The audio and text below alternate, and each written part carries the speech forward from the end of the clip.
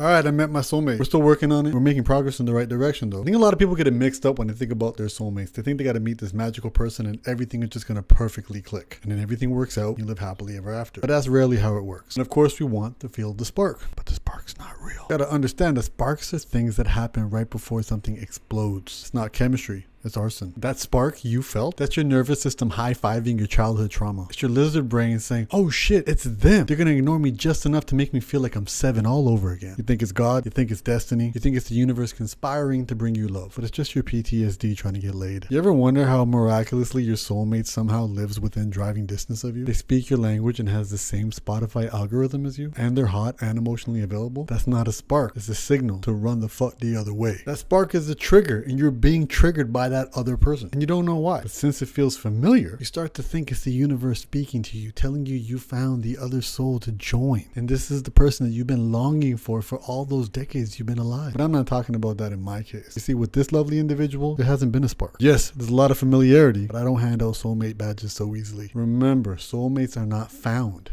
They're forged in fire and in the slow death of your romantic delusions. So if level 1 dumb dating is looking for this magical spark, level 2 dumb dating is making a list. You better believe I made a list. My list, I made it a little less dumb than you dum-dums would have made it. See, I made my list in collaboration with a therapist. So having a professional doctor waste their time helping me make a list to look for my soulmate puts me a tiny level above the rest of you dum-dums. See, the problem with most people's lists when they're looking for a baby mama or a daddy or something in between is that the lists are just too genetic. They just want you to be hot, nice, rich, hot, and cool. You want them to smell like lavender and approval. You don't want them to be a serial killer. Serial killer here is defined as having more than one victim, and the victims have to be in a pattern. So if their pattern of victims doesn't include bearded men from Canada, I may let it slide. And cool, making a list is a great start. But these generic lists are literally what everybody wants and what everyone pretends to be. That's not a soulmate. That's a Pinterest board. Our list should be more personalized to us, more specific, more bespoke, if I may say. But humble, how do I make a more specific list if I'm broke, lonely, and my therapist's best skill is pretending to take notes? Well, my handsome friend, it's a simple activity and you actually don't need a therapist's help. You just need a mirror or a friend. Or if your entire friend circle is just 3 unread messages from 2021, use AI. Or shit, since you're already here, I can be the friend. Let's go. So with either your friend or AI or me, you're going to relive your entire love life. When I mean entire, I mean from the beginning. Kindergarten crushes, TV crushes, the first time you saw a boob, whatever it is. You need to speak it out loud and have someone pay attention as you share it. I'm talking about the first time you held their hand during a field trip in the 1st grade and never wanted to let go. Or the first time that boy pulled your ponytail and now it's a non-negotiable in bed. When you relive your entire love life and share the things you remember, what you loved, how they made you feel, what you hated, patterns start to emerge. And if you're doing this on AI, use the transcription function and just talk into the mic. That way you can vomit out all your ideas and AI will help you pick up on the patterns. If you're doing it with another person, have them take notes when your face lights up. But you gotta say it out loud. To your friend, to a bot, to your dog, it doesn't matter, you just gotta say it out loud. And have someone or something take notes to notice the differences in your body, in your face, in your tone, in your energy as you tell these stories. When does it get brighter or heavier or hornier or hopeful? That's the goal, not just the story. The emotional glitches in your matrix. Because guess what? Your soulmate isn't in the plot, they're in the pattern. So let me show you how this works. I'm gonna tell you about one of my exes. Her name was Marge. Yes, that's her real name. Yes, she was married. Yes, she had 3 yellow ugly children. Yes, her husband looked like expired yogurt. Yes, I was the side piece, but don't judge. Side pieces get to know the real version of a person. Main dishes just get the presentation. Marge made me feel seen. Not just the you exist version of being seen. I'm talking about the if you died, I would notice you version of being seen. She bought me stuff. She hugged me and meant it when she did it. And she complimented me with her whole heart. And she showed up. She was never vague. She was never flaky. She never needed to reschedule. She was Amazon Prime for emotional support. But she also had boundaries too, like real ones. Like, no, I can't spend the night. I have to get back to my ugly kids and husband. But she said it in a way that never made me feel like I was a burden. Just more like a feature that she couldn't upgrade. The sex, incredible. But it wasn't just sex. It was freedom. She would never make me feel ashamed for staring at other women. Instead, she'd actually join in with me. She was like a teammate. And even though I paid for most of the stuff, every now and then she took me on little dates. She spoiled me like a sugar mama with a Groupon. Get the large popcorn. Add some M&M. That's love. Not the sex, not the gifts, but the permission to be fully myself without having to pay any shame tax. Now, of course, it wasn't perfect. I was just an option. A lowercase character in her story. And I got tired of being the side piece and I left. But she did leave me with the blueprint, prototype. And that's the point of the exercise. Not to find the one, but to figure out what actually matters. And the reason I think this is so important for you to try, because just reliving your own life is cathartic. And it's extremely important for you to better understand yourself. See, for me, I believe the most important religion in the world is self-awareness. If you're going to join a cult and give away all your money, just make it the cult of self-awareness and invest everything you have into better understanding yourself. And this activity I did with my therapist started with my earliest memories of love all the way up to the shitty date I had last night. And then my therapist shared her observations of what she noticed while I spoke. What made my face light up? When did my voice get brighter? And what made me happy about the people I was talking about? And this became the list to find my bespoke soulmate. The glass slipper to my toe, the one I wanted to get tangled in my beard. So here's my list, and it's in a particular order. She's got to be an 8.5 out of 10 straight line communicator. That's not someone who talks a lot. That's someone who can effectively communicate what they're thinking and feeling. But I did learn from my therapist that this is actually chauvinist for a man to demand. Women communicate differently than men. And what I'm learning is sometimes I'm going to have to put the effort to read between the lines. However, there are women who've had to learn to live in a man's world and speak in straight lines. And to you, my ladies, I say, call me. She's got to be reliable. If you say you're going to do something, do it. Can't do it, then say you can't do it. After living in LA and dealing with flakes, I have a lot of trauma around flaky people and unreliable people. And my body can no longer afford the price of being around these unreliable people. Attractive. I'm going to be honest here. I really don't see race. I just see a fat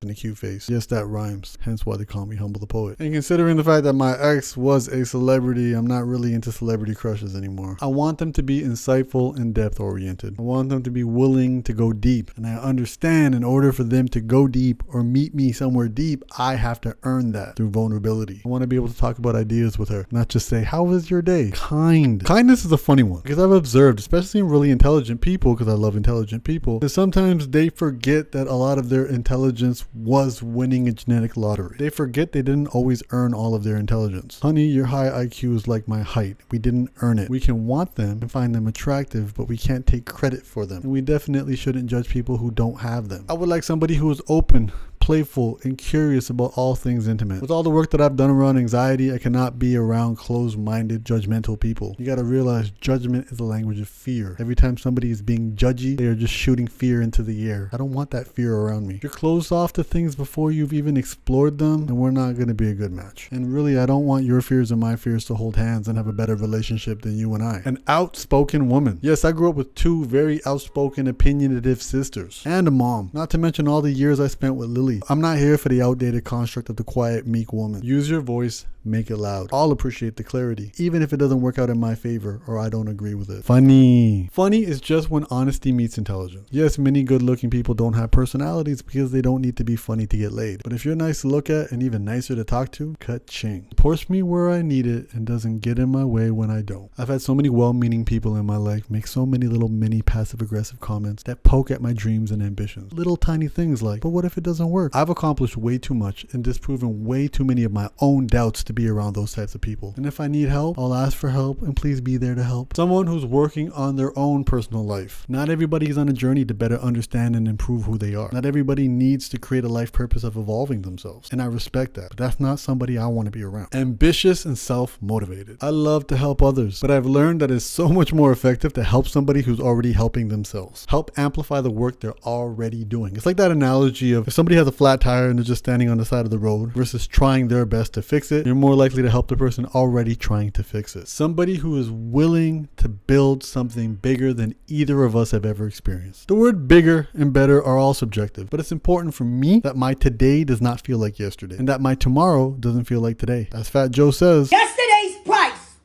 is not today's price. Someone who's not afraid to call me out. One of the most important parts of a relationship is to have somebody who has your back. And when they have your back, they can see behind your back. And when they can see behind your back, they can see your blind spots. Needing someone who you believe is on your team to point out your blind spots is invaluable. They can give you constructive feedback to better yourself, and that's priceless. So this list was my North Star to finding my soulmate. But I also have this inconvenient company policy. She got a fat ass and cute face to throw my list out the window. And I've done this too many times to admit. It's like my standards are written in disappearing ink. And I pay for it. Not so much in money, but a lot more in cortisol. Because I kept thinking this list was a checklist, when really it was a hierarchy. Not every item weighs the same. Kindness should matter more than a badonkadonk, but try telling that to my amygdala when it's been hijacked by a perfect Georgia peach. And obviously the first thing you see when you meet someone is their looks. You have no idea if they're kind, they're smart, open-minded, risk-taking, traditional, left-handed, or a weirdo who likes mint chocolate chip ice cream. Also, if you like mint chocolate chip ice cream, just turn off this video. We have nothing to discuss. And this is me being realistic. As much as we want to pretend that we are something beyond Mother Nature pulling our strings, we're really not. Standards disappear the moment a badonkadonk be badonking or he's 6'5". For some people, looks really matter. For others, it's money. For others, it's height. For others, it's weight, status, vibes, zodiac, blood type, attachment style, whatever delusion gets you through the day. If you're not excelling in any or all of these fields, it hurts to hear this. And if you are excelling in all of these fields, you know it's not everything it cracks up to be. You learn real quick that being somebody's type is not a personality. It's a temporary lease on attention. Yes, attraction matters. And the romance novels sell us the idea that we'll fall in love with someone so deeply that when they get old and ugly, we'll still love them and be crazy about them. And that is possible only if we create something deeper. And that's going to come through creating some sort of connection while we live life and share this journey together. Shared vulnerability, or kids, or a religious guilt complex around divorce. But let's talk about something people don't like to admit. You're not the only one with a list. And their list might just be as dumb as yours. Looking for someone who makes me laugh, loves adventure, and isn't toxic. Congratulations, you just described a dog with a passport. And now before this video descends into the shitty men versus women arguments you always see in the comment section, I'm going to pivot to some of the best marketing advice I've ever learned. Sell the whole, not the drill. What does that mean? It means you're not selling a product. It means you're selling the benefit of the product, the feeling the product gives you. So when people are chasing looks, they're not really chasing looks. They're chasing what those looks mean, or how those looks make them feel. See, like biologically, a fat ass means fertility. Big muscles signal safety. A youthful glow signals health. And these are not conscious things that we're aware of. They're evolution on autopilot. Biology whispering in your ear, make babies with that one. Mother Nature doesn't give a shit about your twin flame. She just wants grandkids. And notice that I call these things signals, not indications. In a modern world, a guy with big muscles is not going to be able to keep you safe. In today's world, you want to be safe, hire a lawyer. And a woman who contours her face to look 10 years younger, that's not a signal of health. She's suffocating her skin. And we understand this logically. I'm not making any big reveals here. But logic doesn't run the show in this game. Our survival brain does. And our survival brain is a horny little liar. And I think regardless of your sexual orientation, we're all kind of looking for the same things when we're looking for signals. The signals we chase, the body, the vibe, the voice, hoping it leads us to a feeling. Because we want to be around someone that makes us feel good. And all these signals people are throwing out there are big signs saying, I can be the one that'll make you feel good. That's really what we're after. Not the person, not the label, not the status, but the feeling, the freedom, the peace, the power, the safety. And the whole challenge with this is it's a lot of trial and error, and that trial and error is intense. And we rarely learn anything from the last person that we can actually apply to the next person. Instead, we just suffer an emotional wound from the last person, and we spend most of our time with the next person just trying to protect ourselves from them rubbing up against it. And we're doing this subconsciously because most of us don't even know where the wounds are until that new person rubs up against it. Then shit goes sideways. So really, we're chasing a lot of drills, but really we just need the whole. Yes, I heard it once I said it out loud. So does this mean we should stop caring about looks and just look for a very pragmatic, grounded partner? Well, that's kind of the idea around arranged marriages, but that's a whole other conversation. Instead, I think we just gotta simplify things some more and realize no matter what's on our list, we can always go deeper with it. So think of your soulmate like $1 million.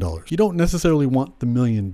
You want the feeling that you think you're gonna get when you have $1 million. The freedom, the lightness, the power, the security, the certainty. You're not chasing the money, you're chasing the feeling. We chase love the same way. We don't just want a partner. We want the feeling that having that partner is promising. I'm okay now. I matter now. I can stop hustling for my worth now. So as I said, when I went through my list with my therapist, she didn't just look at my words, she looked at my face. She watched my body language because that's where the truth lives. In the micro expression, in the tone shifts, in the unconscious smiles when I retell a story that happened 10 years ago, when I remember something real. And that's how you build a stronger list. Not by stacking adjectives, but by tracking those moments where your soul actually felt safe. So my list has evolved past checking some boxes and more towards feelings that I want to feel again. So when I say I want someone who's reliable, what I'm really saying is I want to feel safe and know that I won't be left. When I say I want someone who's attractive, I'm really saying I want to feel alive, I want to feel chosen, I want to feel wanted, and I want to feel proud when I stand next to her. When I say I want someone who's insightful and depth oriented, what I'm saying is I want to feel deeply understood without having to explain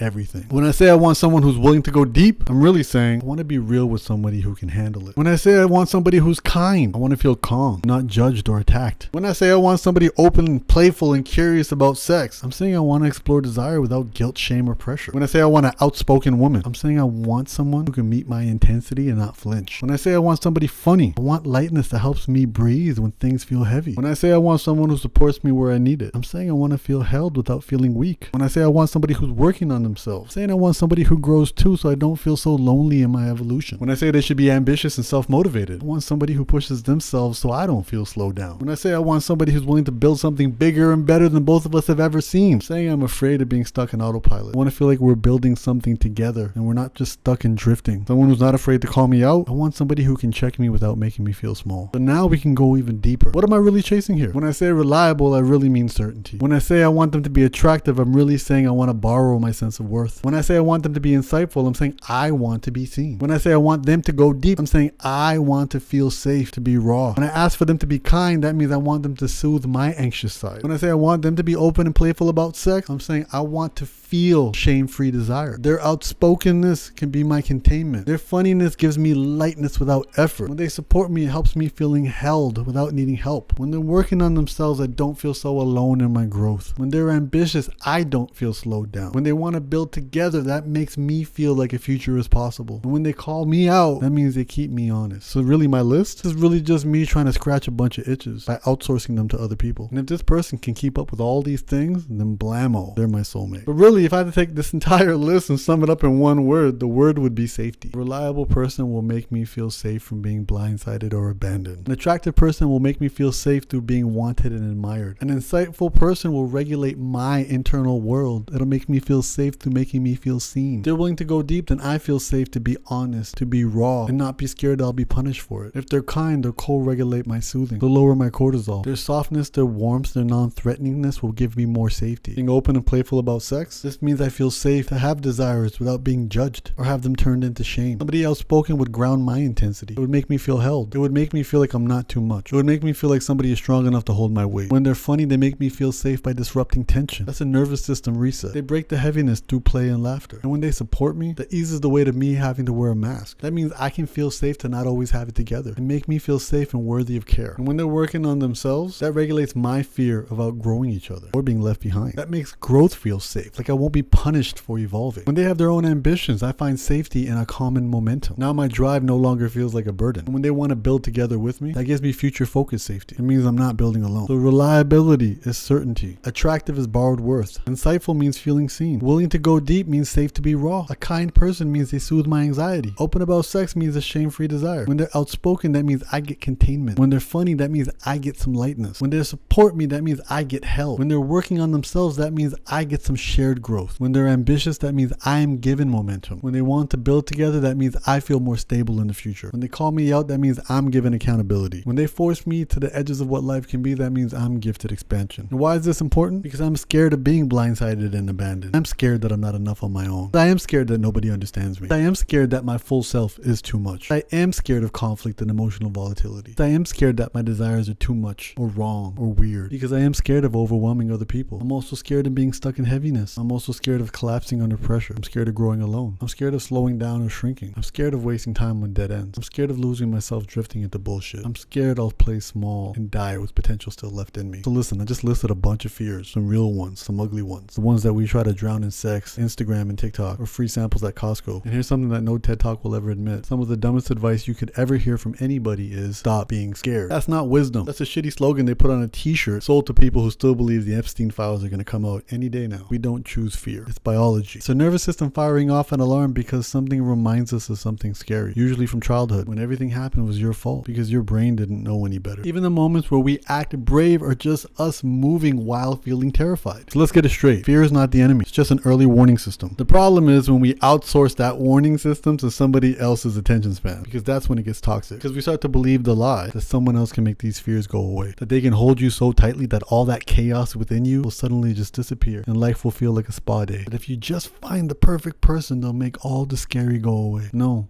they won't. At best, they'll distract you. At worst, they'll make it worse and convince you it's love. That's what we call codependence. A relationship where one person says, I can't live without you, and the other says, I can't live without being needed like this. That's not love. That's emotional crack cocaine. It hits hard, feels amazing, and then leaves you twitching in a parking lot, wondering how you lost your dignity and your Netflix password in the same day. Now, to be fair, there are healthy codependent dynamics, but they're generally temporary, like a baby and a mom. That kind of full-blown dependency is adorable until the kid's 30 and still calling mommy to figure out what saute means. Unless you're a brown boy, then you're most likely going to be a man baby forever. The only long-term codependent relationship that isn't super toxic and secretly blackmail humans and dogs. This is my codependent relationship. Look at the camera. This is my codependent relationship. I get lost.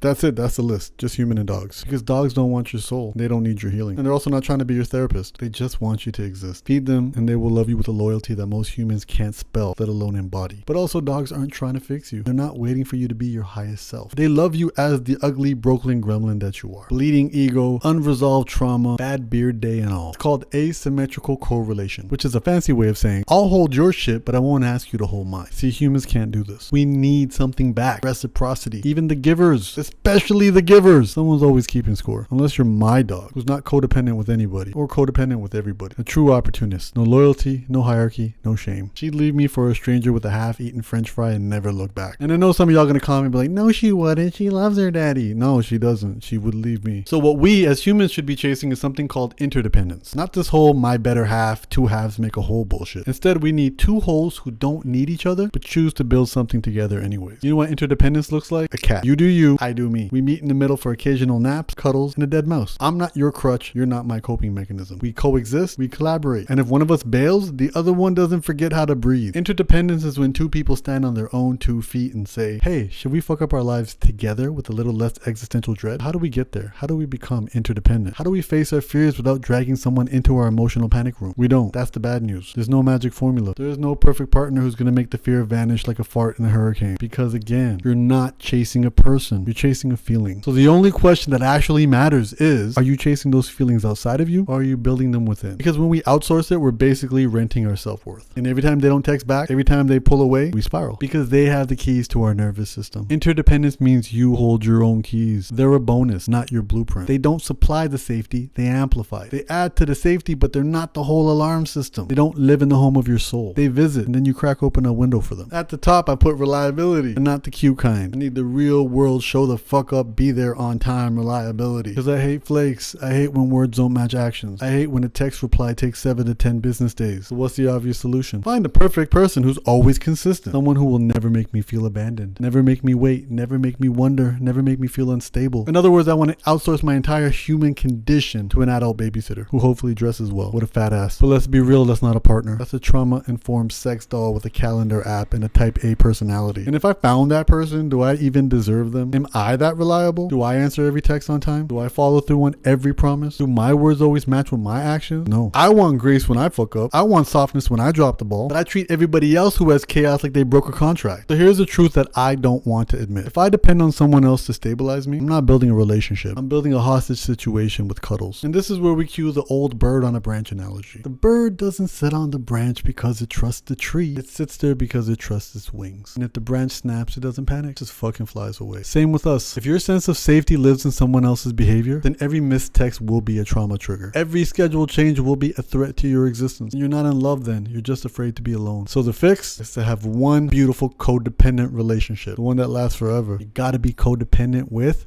yourself. You gotta build this safety from the inside first, so when somebody brings some safety from the outside, it feels like a bonus, not a lifeline. And before you start quoting Brené Brown about vulnerability and connection, I get it. We're social creatures. We need people, but there's a limit and a threshold. There's a difference between needing support and outsourcing your entire nervous system safety to somebody who didn't ask for the job. Because if you don't know how to hold yourself, you'll keep falling for anyone who pretends they can. So let's keep this in mind as I revisit my list for the final time. Reliable. I create internal stability. Her reliability amplifies it, doesn't replace it. Attractive. Her beauty reflects my standards. It does not define them. Insightful. I see myself clearly, and if she meets me there, we deepen. She doesn't validate. Living with depth. I don't pull anyone into my depth. We meet there. I soothe my own system for safety. Her presence adds ease. It doesn't rescue. Shame-free desire. I own my desires without apology. Her openness Openness will let us explore, but not escape. Being outspoken, I don't need containment. Her strengths can hold polarity, not responsibility. I self-contain. Funny, I create my own lightness. Her humor adds to it. She adds to the play. She's not a pressure release. Shared growth. When we both grow, we multiply, but we don't depend on each other to grow. Keeps me honest. I hold my own standard. Her challenges sharpen me, not parent me. Pushes me to the edge. I already live at my edge. Her presence intensifies it, but I stay in the driver's seat. You don't wake up one morning just be like, boom, I'm now gonna move with self-worth. Namaste, bitches. None of this shit is a light switch. These are dimmers. Turn them up slowly, painfully, one brutal, honest moment at a time. And sometimes you backslide because self-worth isn't a destination. It's a daily hostage negotiation with your shame. Saying, I see myself clearly. I know my worth. That's not a flex. It's a direction. The more you move in that direction, the less you'll chase other people who only exist to validate that part of you that still feels unlovable. Because once you start turning these dimmers up, you'll attract people who are lit the same way. Not perfect, not magical, just doing the same messy, intentional, no safety net type of work. At that point, anybody you meet that matches your list isn't a lifeline. They're a bonus. The cherry on top of your deeply flawed but still evolving sundae. Because here's the dangerous part. Wanting good things from people is healthy. Needing them to function, that's a slippery slope into hell. The minute your wants become a requirement, you start bending your boundaries just to keep other people close. And eventually you'll be unrecognizable even to yourself. If you seek safety outside of you, you're going to get hijacked. If you build it inside of you, you're going to harness power. You'll beg less, you'll be a people pleaser less, you'll perform less. And here's the part that nobody likes to hear. Every time you fantasize about the one, you're not picturing another person. You're picturing a future version of yourself who finally feels like they don't need anyone. And you're mistaking that person for your own potential. I'll break it down. You don't chase people because they're good for you. You chase them because their attention feels like redemption. Their approval corrects your wounds. And that's why somebody who likes you too fast kind of feels off. Not because they're wrong. It's because they skipped the part where you thought you needed to earn it. You never got that hit of ego heroin. You know that hit that says, I made someone love me. I must not be a piece of trash. That's the cycle. Trigger, pursue, validation, crash, repeat. We call it chemistry like it's something romantic. It's not chemistry. It's childhood. They're hot. They're kind. They get your work. They love your flaws, but they're not your soulmate. They're just a goddamn projection of a version of you that's calm, that's grounded. It doesn't wake up every day wondering, am I doing enough? Am I enough? You're not in love with them. You're in love with the idea of finally not hating yourself. And they look magnetic because you haven't become that person yet. That version of you who's not addicted to being seen, who doesn't need the gaze, who doesn't require the applause. That version of you, that's the real soulmate. That's who you've been trying to fuck into existence this whole time. So stop asking, am I good enough? And letting other people decide the answer. Start asking, how do I make myself good enough for me? And then get to fucking work. Because self-esteem, that's crowdsourced. That's likes, comments, DMs, fake smiles, and thirst traps. And it all goes away the second somebody doesn't text you back. Self-respect, that shit is earned, built, bled for. And it doesn't crumble when somebody ghosts you. It doesn't flinch when somebody doesn't choose you because it was never up for sale in the first place. So love yourself. Yes, even the clingy, overthinking, emotionally constipated parts of you. Date yourself. Flirt with yourself. Make love to yourself. And not in the lazy lotion and regret way, but in the real way where you show up fully with attention, respect, and intention. Treat yourself the way that you keep fantasizing other people might if only they saw you cleanly. Well, guess what? You go first. So yeah, I met my soulmate. And surprise, it wasn't March. And even though she bought me popcorn and candy and let me ogle other women, and even though her voice hugged the insecure sides of me, it wasn't her. It wasn't mint chocolate chip ice cream girl, because that's just toothpaste and drag. And I'm done pretending it's not. And it wasn't a spark that I found with somebody else. That was just my nervous system playing hopscotch with my unresolved trauma. And it definitely wasn't that cute face and fat ass that I've thrown this list away for multiple times. So let me be clear. This handsome dumbass right here, he's my soulmate. The chaos goblin in recovery. But sometimes moody, mostly trying, perpetually learning, emotionally rewiring little idiot. The guy who thought love was something you earned by fixing yourself. The guy who thought a list could protect him from heartbreak. When all it really did was just map every fear he was trying to hide to a girl with a symmetrical face and a fat ass. The guy who would still love to have $10 million, but finally realizes that real freedom is when you stop making your worth conditional. Because when I stopped chasing safety out there, I found someone I could finally trust. Not because he's perfect, but because he's willing to stay. Even when I spiral about aging, algorithm, capitalism, and that one white hair in my beard. Or how nobody appreciates the music he makes but never releases. Because the more love, energy, and attention I pour into him, the more I realize the truth. All the shit I've been chasing in other people, I need to start first by building it in myself. That's the game. So yeah, I met my soulmate. He's dumb, he's kind, he's horny, he's healing, he's annoying as hell, but he's mine. And if you're still out there looking for yours, start with the one person you're guaranteed to wake up with in the morning tomorrow. You. Stop fantasizing about some better half when you're not busy working on the half that you already have. No one's coming to rescue you. That's your job. Also, this video is written and recorded months before you'll ever see it. So who knows? Maybe I'm single. Maybe I'm deep in someone's polycule with a chia pet and a joint checking account. Life's weird. But if you want to shoot your shot anyways, go ahead and slide into the DMs. Worst case, it'll give my assistant a laugh. Best case, we trauma bond over mint chocolate chip and make each other slightly less chaotic. Oh, and follow me on motherfucking Instagram, because even self-aware clowns need a little bit of external validation every now and then. Okay, if your old beliefs are holding you back, get this book. If you feel sorry for yourself too much, get this book. If you're struggling to love yourself, get this book. And if you're an overthinker who's anxious as fuck, get this book. And make sure you subscribe. With every subscription, you get a free puppy. I'm giving you away, okay? You have to go live with my subscribers. So make sure you subscribe,